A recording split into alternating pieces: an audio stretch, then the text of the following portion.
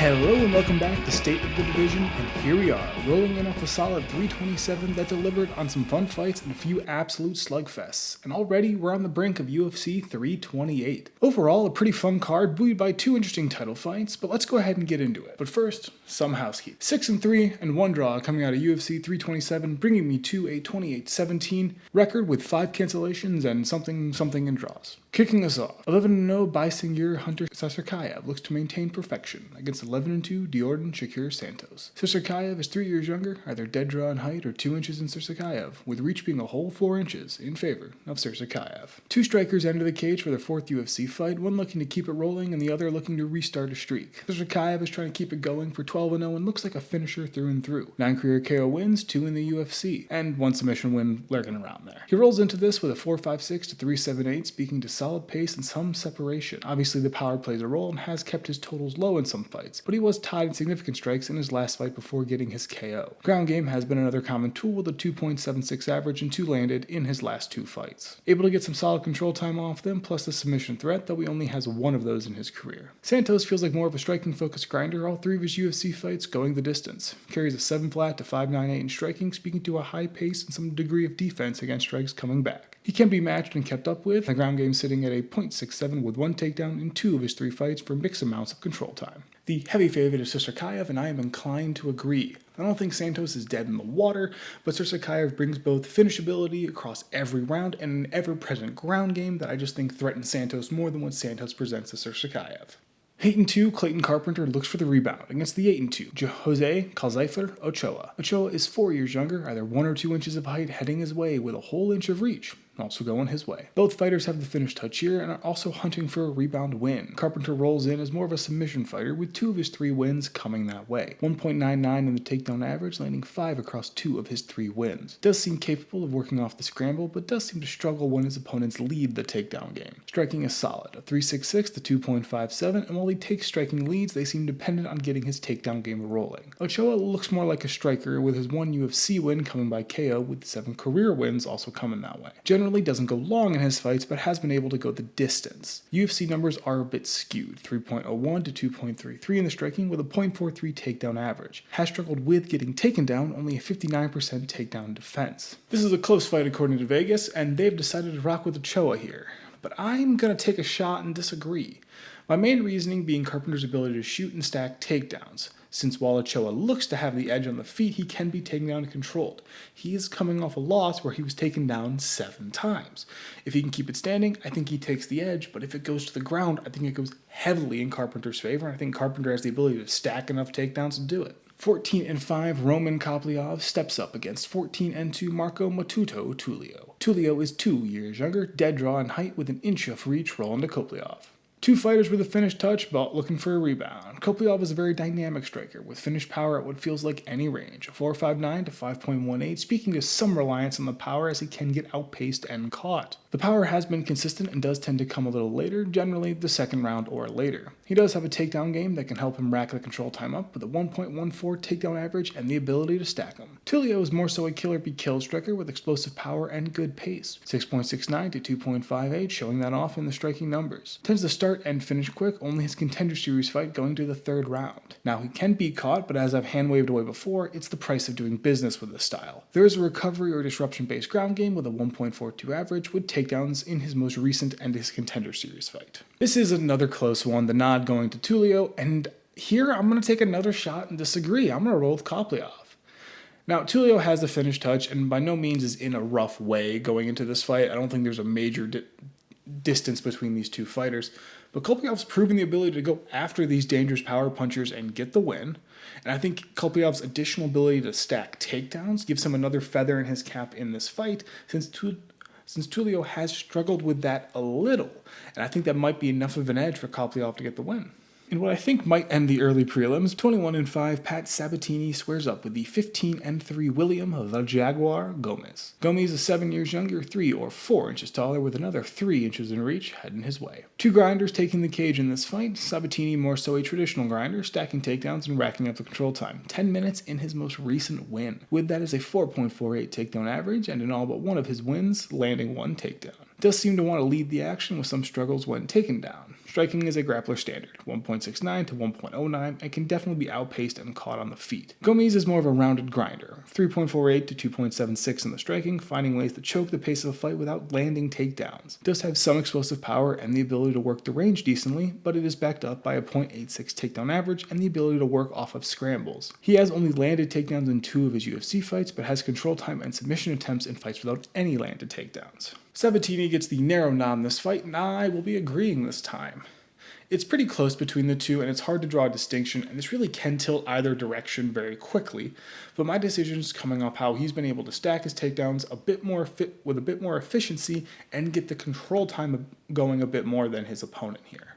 23-3 Joel El Fenomeno Alvarez goes for 5 in a row against the UFC newcomer 29-1 Yaroslav Dynamo Amosov. Amosov is a year younger, 3 or 2 inches shorter, with 2 inches of reach coming his way. In a fun-looking matchup between the UFC vet and the Bellator vet, Alvarez looks like an all-around finisher, 4.78 to 3.07 in the striking and a 0.19 takedown average. Striking speaks to a solid pace with sudden explosive power that can come out at any round. Does seem to be able to work the clinch and shift to fighting at range pretty well as well. Ground game is odd, with him not tending to lead the action, instead working defensively or shifting positions to get himself set up well. Amosov is the newcomer, based on his stats outside the UFC, looks to be a ground-focused finisher with 12 career submission wins, followed by 9 KO and 8 decisions. The UFC numbers don't mean anything with only 1 fight, but in summary, he was able to take Magny down on 1 of his 2 takedown attempts and sink in the anaconda choke at 3:14 of the first. Has been caught on the feet. Without knowing that fight, I can't speak to the flow of how it went. The nod ends up rolling over to Amosov, and I will disagree. Now, I've been more nervous with newcomers after several bad picks of picking the newcomers to win, and almost entirely because of that, I'm picking against him here. I think they match up well, and Alvarez has a flexible skill set capable of working the ground for control time or slowing the fight down to choke it overall. Amosov has that ability to finish, which makes him dangerous, but if we're basing on previous Bellator UFC crossover and how those fights went. 23-3-1 Grant, KGD Dawson, takes the cage against the 20-4 Mateusz Chinsiek Rebecki. Dawson is a year younger, 3 inches taller, with 6 inches of reach, rolling to Dawson. Another set of fighters looking for rebounds. Dawson seems to be a finisher on a bit of a decision streak as of late. Bit of an all-rounder, 3.21 to 2.13 in the striking, speaking to his solid pace but inability to bury his opponents completely. He can be caught, and that really seems the way that he's been beat most recently. Ground game sits at a 3.81 with consistent takedowns in his wins, as well as a control tool to slow his opponent down and let him layer damage. Rebecki's less of a finisher, but still a ground-focused fighter with some finishability. A 3.38 takedown average with an appearance in each of his fights. He can be beat and have it turned against him, but generally is able to utilize it well. Striking does seem to be a weakness when he can't choke his opponent's offense out with a 5.21 to 4.69. Generally leading when the ground game is clicking, but struggling badly when it is not. Dawson is the biggest pick here, and I will agree. It's not that Rebecki is dead in the water, and I think he poses a good threat here. But with Rebecki's greatest strength being his ability to go to the ground, Dawson seems to be able to match up really well there and take the fight there himself. So given that, and that Dawson has the edge on the feet, more boxes just end up being ticked in Dawson's favor. 38-19-0-1 Jim 8-10 Miller squares up with the 21-8-0-1 Jared Flash Gordon. Gordon is 5 years younger at 37, an inch taller with 3 inches of reach, rolling to Miller. A battle of 2 UFC stalwarts, both looking for a rebound win. Miller's the longer-term vet here and looks to be a kill or be decision fighter, with some preference for submissions but the ability to get it done with power. Starting with the striking, carries a 2.92 to 3.44, which does speak to both his ability to hang in with his opponent but also how he seeds the striking pace most of the time. In that regard, he uses a 1.50 takedown average to help even the odds. Doesn't necessarily need to land them, but is able to work off scrambles and defense to sink submissions in. Gordon leans towards being a grinder, but does have some finishability as well. 1.78 takedown average, speaking to the consistency, though I do have to acknowledge a gap in landed takedowns from April 2023 to June 2024. 5.64 to 4.14 on the striking does highlight some ability he has to push the pace and keep up with his opponent. Doesn't tend to lead most of his recent fights, but is more than able to stay in the fight. Now the favorite here is Gordon, and for good reason. Being able to consistently find that KO touch, the ground game that he can rely on, gives him a useful bag of tools that can be used to win this fight, plus the age difference that is in his favor. That being said, I'm picking Miller. I wanted to give Gordon his flowers and be somewhat informative in this segment, but I want Miller to win, and I'm very much trying to will it into existence with this pick. For him to win, a lot has to go right very quickly his way. I think he has to lead a lot of the action. He can't end up on the back foot early. Both fighters are willing to grind. Both fighters are willing to use the ground game. But I think if Gordon takes control in the early rounds, Miller's going to be fighting from behind. I don't think that's going to be a good way for Miller to fight behind from round one. I think he can come back from a small deficit, but if it's a large deficit, I think a lot goes to Gordon there. Assuming the websites are right, this fight should end the prelims with 10-1 Ateba the Storm Gautier taking the walk to the cage against the 10-3 Ozzy Diaz. Gautier is 9 years younger, even height across the board, and 2 inches of reach going to Gautier. Two finishers taking the cage and hoping to end the other's night quickly. Gautier is a finisher through and through, striking being his main focus at a 4.44 to 2.93. Speaking to being a quick starter and getting his opponents under the gun quick. He can be outpaced, but his power is very effective at causing damage or causing knockdowns, equalizing a fight in the terms of points. He has 1 landed takedown, so I'm really not going to bother talking about it, but does have a 92% takedown defense. Diaz leans more kill and be killed, but has been killed more often in the UFC. Working heavy in the strikes with the numbers showing his struggles, a 6.44 to 7.23 in the numbers. Hasn't found that consistent power touch in the UFC, but does have 7 career KO wins. No real ground game to speak of, with only a 50% takedown defense. Favored by roughly a mile and a half is Gautier, and I will agree. Gautier is the hot hand with heavy hands and has been improving across some of his recent fights. All that plus the fact that Diaz is 1-2 in the UFC and being KO'd twice, he always takes a good deal of damage even in his win. So I think Gautier has a lot of chances to win this fight, and a lot of things are looking good in terms of Gautier's style and how he wants to fight. 34-17, 1-1, King Green takes the cage against 29-22, 0-1, Jeremy Lil Heathen Stevens. Dead draw in age, 1 inch of height in favor of Green with another dead draw in reach. This is a bit of an odd match to gauge overall, with Green rolling in looking like a decently rounded finisher capable of going the distance. Striking is a major highlight, 6.38 to 3.58 with some serious power. Also has the ability to push the pace and bury opponents. Part of that aspect is his ground game, a 1.31 takedown average, and the ability to slow down or disrupt opponents' game plans and flow. Not to mention some submission threat lurking in the wings. Stevens is coming in off a rough patch, a 7-fight winless streak, but overall seems like a kill or be killed fighter. Striking numbers sit about dead even, 3.15 to 3.14, with definite explosive power, but also a reliance on that power to come back or even odds. Does seem to struggle with the ground game, with struggles in some of his most recent fights, getting taken out 8 times in his most recent loss. He does have a 1.11 takedown average without a landed takedown since 2019. Green is the fairly heavy favorite here, and I'm going to agree. Obviously, one part of that is the 7-fight winless streak for Stevens, but also that Green brings a fairly rounded setup to the table and is able to go to the ground or bring that power out on the feet. Stevens has very much been focused on the striking. I think Green can either match him on the feet, endure it, or neutralize it with a ground game that Stevens has struggled with. So in the end, I think more boxes go to Green here. I'm going to pick Green to win.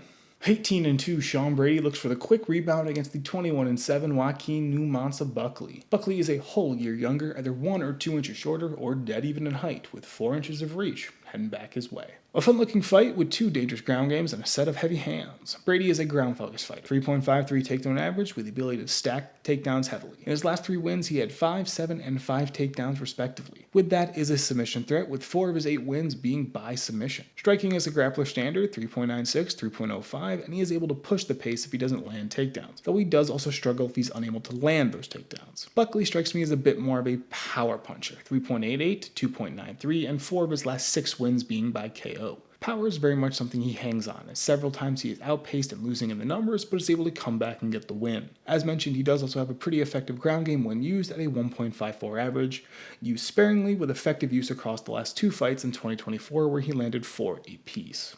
Another narrow nod this time, with Vegas rolling with Brady, and I will agree. Buckley is lethal and has tools to take advantage, plus Brady is a bit kill or be killed. But the reason I roll with Brady here is his ability to stack the takedowns with regularity in addition to matching up with the striking enough. Buckley takes the edge on the feet, but I think if Brady gets it to the canvas, he has a great shot of getting the win, and I think Brady has the ability to take control of that ground game in this fight, so I'm going to pick him. 39-11, Alexander Drago Volkov goes for 2 in a row against the surging 17-2 salsa boy Waldo Cortes Acosta. Cortes Acosta is 3 years younger, 3 inches shorter, and surrenders 2 inches in reach. 2 heavyweight strikers, both with dangerous finishability. both with dangerous finish ability. Volkov is the UFC vet here, working a 4.78 to 2.86 in the numbers, speaking to his ability to work the distance and avoid a good deal of damage coming back his way. KO touch has been a little absent as of late, with the last win this way coming in 2023, but he has gone 2-1 since then with decision wins and solid striking performances. The ground game is highly matchup or recovery based, with only one of his last 11 fights seeing a landed takedown. Cortes Acosta is similar, but has been more of a quick starter as of late, 5.54 to 3.38 in the numbers, with each of his last 3 being KO wins. Can be matched with several close fights, seeing him win with power and some not able to make up the difference. Takedowns here also seem to be matchup and situational, with one landed in his most recent fight and the next one coming back in 2024. Vegas keeps it close again, but does roll with Volkov, and I will agree with them. Heavyweight's always a toss-up given the power these guys have at hand, and Cortes Acosta does have that ground game that he can use. But Volkov has encountered ground games before, and survived, and in the striking, I see him being able to measure it out a bit more and avoid more damage coming back his way compared to Cortes Acosta.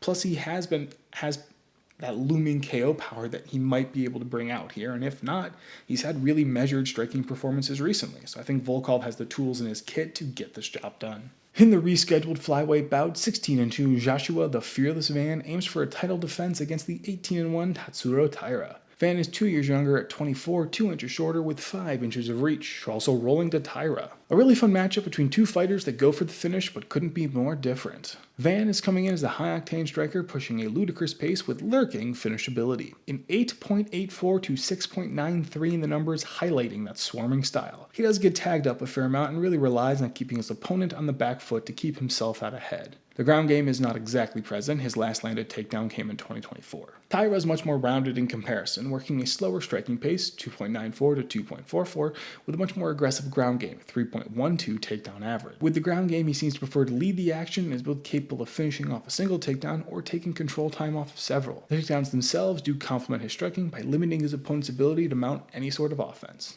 Taira is the Vegas pick here, and with his well-rounded game, it makes sense. That being said, I'm picking Van for a mix of 80% favoritism and 20% actual opinion. While on the opinion side of things, Van is able to push a much higher pace and has proven the ability to endure damage coming back his way. There is a weakness with the ground game, but he's been able to survive or endure it to get back to the feet or get to the next round. And while Taira can match up pretty well, if Van's able to keep it on the feet, I think his pace can drown Taira pretty quickly if he can't get his ground game going. For the middleweight title and our main event, the 15-0 Khamzat Borz Chimaev looks to stay perfect in his first title defense against the 30-7 Sean Strickland. Chimaev is 3 years younger, a whole inch taller, with Strickland taking 3 inches of reach. This matchup is a weird one to examine given the powerful but odd striking of Strickland and the absolute mauling style of Chimaev. On Chimaev's end, we have the serious power and the aforementioned mauling ground game that so few fighters have managed to overcome or even manage well. 5.29 takedown average and a 1.8 on submission average. He's coming off a 12 takedown performance against Dricus du Plessis. I don't know if I can call his striking a weakness with a 4.04 to 2.32, but he has been matched there in a small handful of fights, and even then he still endured to get the win. On the side of Strickland, the striking is his main strength, 6.04 to 4.57, pushing good pace with an interesting style that works the range well and enables him to point fight or lean on some power if he wants to. He works the range really well and throws a lot of odd strikes that can keep you on the back foot and let him back you up against the cage. He can and has been matched there a handful of times, whether it be in power or being outpaced in total strikes. In addition, the ground game isn't a major focus, with no takedowns